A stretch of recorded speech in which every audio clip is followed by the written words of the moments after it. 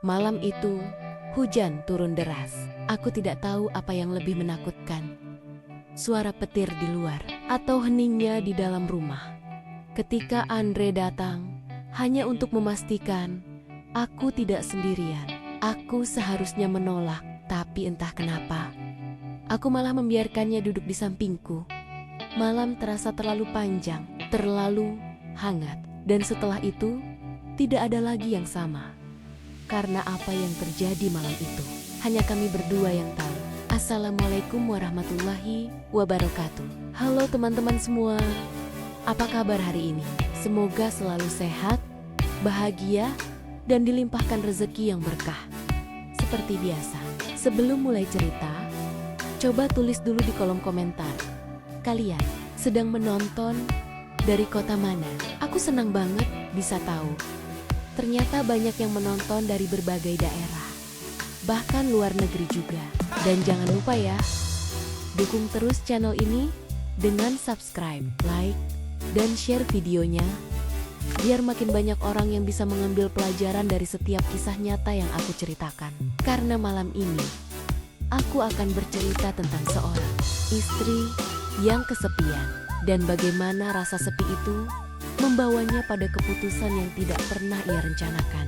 Sebuah kisah yang penuh perasaan, penyesalan, dan pertanyaan, apakah kesepian bisa jadi alasan untuk berhenti setia?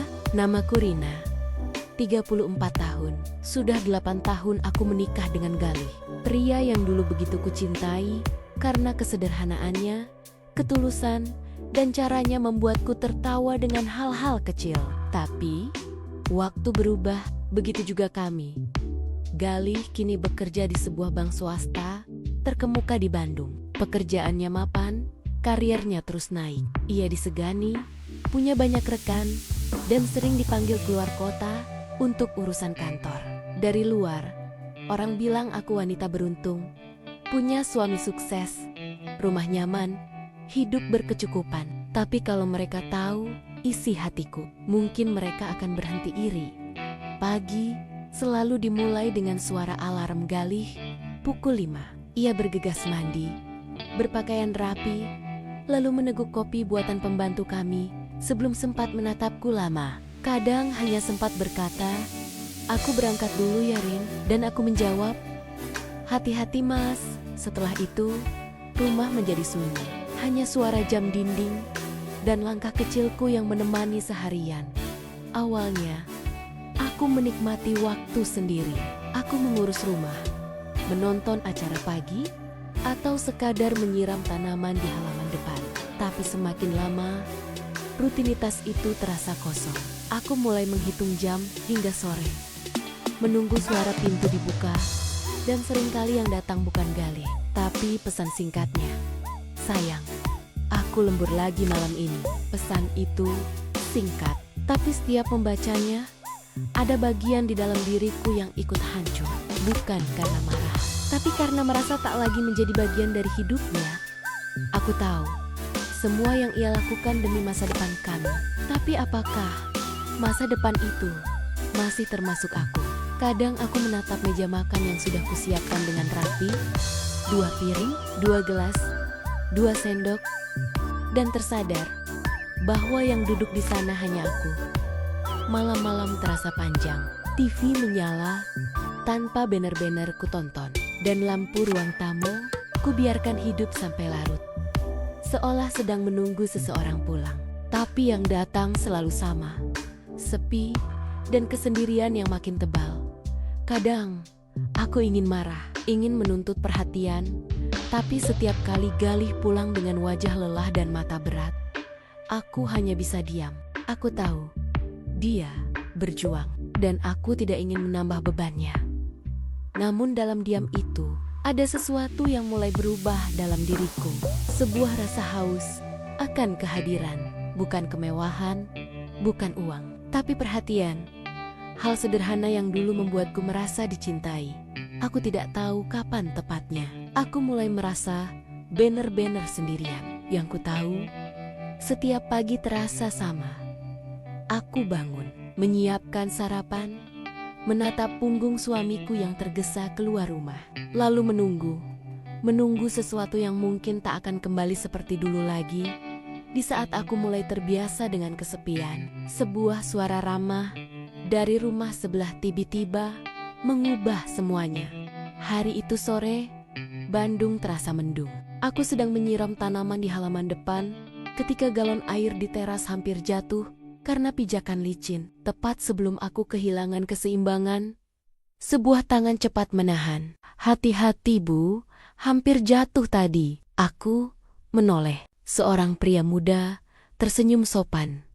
Wajahnya ramah, kulitnya sedikit kecoklatan, memakai kaos abu-abu sederhana dan celana jeans. "Saya Andre, Bu, tetangga baru di seberang jalan." "Oh ya, halo, saya Rina." Kami saling tersenyum. Pertemuan pertama itu terasa singkat, tapi entah kenapa menyisakan rasa hangat yang belum lama kurasakan dari siapapun.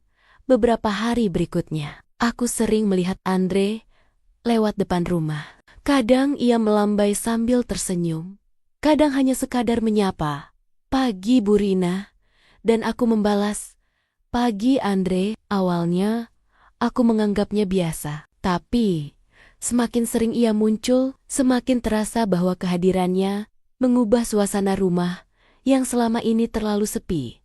Suatu sore, saat hujan turun, Andre mengetuk pagar rumahku. "Bu, lampu terasnya kedip-kedip tuh. Mau saya bantu benerin?" "Wah, boleh banget." Saya memang belum sempat panggil tukang. Ia memperbaiki lampu sambil sesekali bercanda. Dan aku tertawa. Sesuatu yang rasanya sudah lama tidak kulakukan. Tawanya ringan, caranya bicara santai. Dan aku merasa nyaman bersamanya. Tidak ada beban, tidak ada jarak. Sejak hari itu, Andre sering mampir. Kadang hanya membawa gorengan sore, kadang membantu hal kecil seperti memperbaiki selang bocor atau mengangkat barang berat. Kami sering duduk di teras, menikmati udara sore sambil mengobrol. "Mas Galih, belum pulang lagi, Bu?" "Belum. Biasanya lembur sampai malam. Kerja mulu." "Ya, Mbak Rina, gak bosen sendirian?" "Udah biasa sih, tapi kadang capek juga nungguin yang gak pasti pulang." Andre tertawa kecil, tapi tatapannya lembut. Ada perhatian yang tidak berlebihan, tapi cukup untuk membuatku merasa diperhatikan. Dari obrolan sederhana itu, kami mulai saling tahu banyak hal tentang masa lalu, keluarga, mimpi, dan kesepian masing-masing. Andre bercerita bahwa ia tinggal sendirian karena orang tuanya di luar kota. Sedangkan aku, tanpa sadar, mulai menceritakan hal-hal yang selama ini kupendam. Kadang aku iri, Dre. Suamiku sukses, tapi rasanya jauh. Rumah ini lengkap, tapi kosong. Mungkin karena Mbak Rina terlalu sabar. Cowok kadang lupa kalau perempuan juga butuh didengerin. Kalimatnya sederhana, tapi cara ia mengatakannya pelan, tulus, membuatku diam. Karena untuk pertama kalinya dalam waktu lama, ada seseorang yang benar-benar mendengarkan. Malam itu, saat Andre pulang dan aku menutup pagar, aku sadar sesuatu berubah. Rumahku yang biasanya sunyi terasa berbeda. Masih sepi, tapi kini ada sisa hangat di udara. Hangat dari seseorang yang bukan suamiku. "Aku tahu ini cuma pertemanan biasa," kataku pada diri sendiri malam itu. Tapi entah kenapa, semakin sering kami bicara, semakin sulit aku percaya dengan kata biasa. Hari-hari setelah itu terasa lebih ringan. Entah kenapa, setiap kali melihat Andre melintas depan rumah, ada semacam rasa tenang yang tak bisa kujelaskan. Aku mulai menunggu suara langkahnya di sore hari, atau suara ketukannya di pagar rumah. Kadang ia datang hanya untuk berbincang ringan, kadang membawa gorengan, atau sekadar menanyakan kabar. Hal-hal kecil, tapi justru disitulah aku menemukan sesuatu yang selama ini hilang. Perhatian. Suatu sore, hujan turun pelan. Aku sedang duduk di teras, menatap taman yang basah saat Andre datang membawa payung. "Hujan-hujan gini, enaknya kopi, Bu," katanya sambil tersenyum. "Hehe, kamu tahu aja, aku juga baru mau bikin teh. Ia duduk di kursi sebelahku. Dan untuk beberapa menit, kami hanya diam, mendengarkan suara hujan yang menenangkan, sambil memandangi tetesan air yang turun dari atap. Aku menoleh sekilas. Dan entah kenapa, aku merasa damai. Mbak Rina nggak bosen tiap hari sendirian gini? Bosen sih. Tapi, udah terbiasa. Kalau aku boleh jujur, aku kasihan Mbak. Rumah sebesar ini, tapi Mbak selalu sendiri. Aku menatapnya. Mencoba tersenyum. Aku nggak minta dikasihani, Dre. Cuma, kadang capek aja nunggu. Nunggu Mas Galih? Iya. Hening lagi. Andre menatap ke arah hujan, lalu berkata pelan. Kadang seseorang terlalu sibuk mencari sukses, sampai lupa hal kecil yang bikin hidupnya berarti. Kalimat itu menancap dalam. Mungkin karena terdengar jujur, atau mungkin karena aku tahu, itulah yang sebenarnya kurasakan selama ini. Hari-hari berikutnya, kedekatan kami semakin terasa. Andre mulai lebih sering membantu. Mengantar belanja, memperbaiki keran bocor, bahkan menemani ngobrol di dapur sambil aku memasak. Ia tak pernah berlebihan, tak pernah melewati batas. Tapi justru karena itu, kehadirannya makin sulit kulupakan. Setiap kali ia tersenyum, aku merasa hangat. Setiap kali ia pulang, rumah terasa hampa lagi. Aku tahu ini berbahaya, tapi hatiku, yang sudah terlalu lama sepi, mulai menemukan kenyamanan yang tidak semestinya. Malam itu, saat Galih menelepon hanya untuk mengatakan ia lembur lagi, aku duduk di ruang tamu sambil menggenggam ponsel erat-erat. Lalu tanpa sadar, aku menatap pintu, menunggu seseorang lain.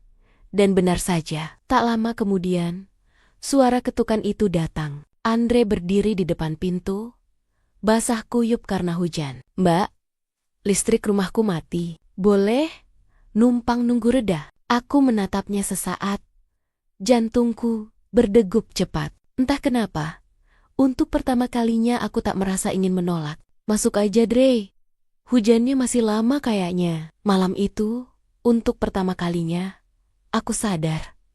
Ada garis halus yang mulai kuhapus sendiri. Kadang, batas antara butuh ditemani dan mulai menyukai itu hanya setipis hujan yang turun di antara dua hati yang kesepian. Malam itu, hujan turun tanpa henti. Petir sesekali menyambar langit, membuat rumah terasa lebih sunyi dari biasanya. Aku duduk di ruang tamu, menatap jendela yang berembun. Di luar, jalanan sudah sepi, hanya suara hujan yang menemani. Lalu terdengar ketukan di pagar. Andre berdiri di sana, basah kuyup sambil membawa jas hujan. Rumahku gelap. Listriknya mati. Boleh numpang nunggu reda, Bu? Aku mengangguk pelan. Masuk aja, Dre. Di luar dingin banget. Ia duduk di sofa, dan aku menyiapkan teh hangat. Kami berbincang pelan. Tertawa kecil, lalu diam. Ada jeda panjang di antara setiap kata. Bukan karena kehabisan topik, tapi karena ada sesuatu yang tak terucap. Andre menatapku lama. Mbak, tahu nggak, kadang yang paling menakutkan bukan sendirian, tapi terbiasa sendiri. Aku menatapnya, jantungku berdebar cepat. Malam itu, hujan turun lebih deras. Tapi di dalam rumah, justru terasa lebih hangat. Ada jarak yang perlahan menghilang, dan tanpa sadar, kami tenggelam dalam keheningan yang penuh makna. Dan setelah malam itu, semuanya tak lagi sama. Karena kejadian malam itu, hanya kami berdua yang tahu. Aku terbangun ketika cahaya pagi menembus tirai jendela. Udara masih lembab, sisa hujan semalam menempel di dedaunan. Semua terasa hening, terlalu hening. Aku menatap sekeliling, lalu sadar Andre sudah tidak ada. Cangkir teh di meja masih ada, sudah dingin. Hanya jejak basah di lantai dekat pintu, menunjukkan bahwa ia benar-benar sempat kembali menembus hujan dini hari tadi. Dadaku sesak, tapi bukan karena menyesal. Entah kenapa, justru ada rasa aneh, hangat, sekaligus perih. Malam itu, batas antara kesepian dan kebutuhan akan perhatian, telah benar-benar kabur. Aku berdiri di depan jendela, menatap halaman yang basah. Burung-burung mulai berkicau, seolah dunia berjalan seperti biasa. Tapi di dalam hatiku, semuanya berubah. Ketika Galih menelepon pagi itu, suaranya riang, menceritakan rencana promosi yang sebentar lagi ia dapatkan. Aku tersenyum, menjawab seperti biasa. Namun dalam hati, ada rasa bersalah yang mulai tumbuh. Kamu baik-baik aja kan, sayang? Iya, aku baik-baik aja, jawabku pelan. Padahal suaraku sedikit bergetar. Setelah panggilan itu berakhir, aku menatap pantulan wajahku di kaca jendela. Perempuan yang kulihat di sana terasa asing. Bukan Rina yang dulu menanti suaminya pulang dengan sabar, melainkan seseorang yang akhirnya menyerah pada sepi. Aku tahu, ada yang tidak bisa kembali seperti semula. Dan malam itu akan selalu menjadi rahasia yang hanya kami berdua tahu. Kadang kesetiaan tidak hancur karena pengkhianatan besar, tapi karena kesepian kecil yang dibiarkan tumbuh diam-diam. Rina sadar, cinta tidak hanya soal siapa yang hadir di rumah, tapi siapa yang benar-benar hadir di hati.